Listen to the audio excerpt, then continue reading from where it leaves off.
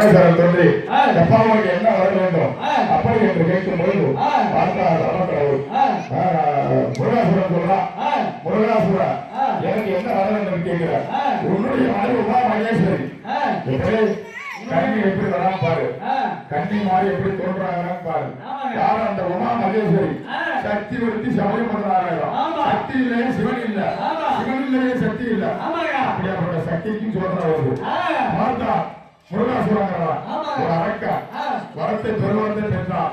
வரத்தை பெற்று உன்னுடைய மனைவியாக இருக்கக்கூடிய உமா மகேஸ்வரி எனக்கு மனைவி ஆகணுமா? நம்ம என்ன எப்படினாலும் இருக்கலாம், நம்ம எதுவும் நடக்கவே நடக்காது. மேல ஒருத்தவர்களாம் கடவுள் கடவுளுக்கே சொல்லல எந்த மூல அவர் எல்லாம் பொழுது உமா மகேஸ்வரி எனக்கு மனைவியா வரணும். முருகாசுரா பரமக்கடவுளை வேண்டாம் அவரை என்னப்பா வருவானே கேட்கிறீங்க. என் அவன் கேட்ட கொடுத்தால் படியாளர்களுடைய பரமேஸ்வரா முடியாதுன்னு சொல்ல முடியாது. அப்ப என்று வரத்தை பெற்றார் உமா மகேஸ்வரி அடைந்தே தேர்தல் என்று வரத்தை பெற்றுக்கொண்டு என்ன சக்தி உள்ள வந்துட்டு இருக்கு. அந்த தெய்வ லோகத்தை தாக்க தெய்வ லோகம் கற்றுக்குள்ள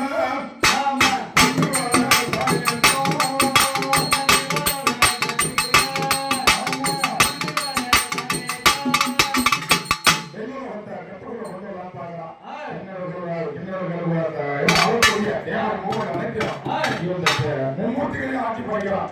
மும்மூர்த்திகளையும் ஆட்சி படைக்கிறான். அப்ப யாரு தெரிஞ்சு யாரு வரணும்? சக்தி கிட்ட வந்தாதான் எல்லாரும் உபாயம் கிடைக்கும். ஆதி சக்தி கிட்ட வந்தாதான் உபாயம் கிடைக்கும். பார்த்தா பரமர் மும்மூர்த்திகள் என்ன செய்யறாங்க? ஓம் சக்தி என்று சொல்லி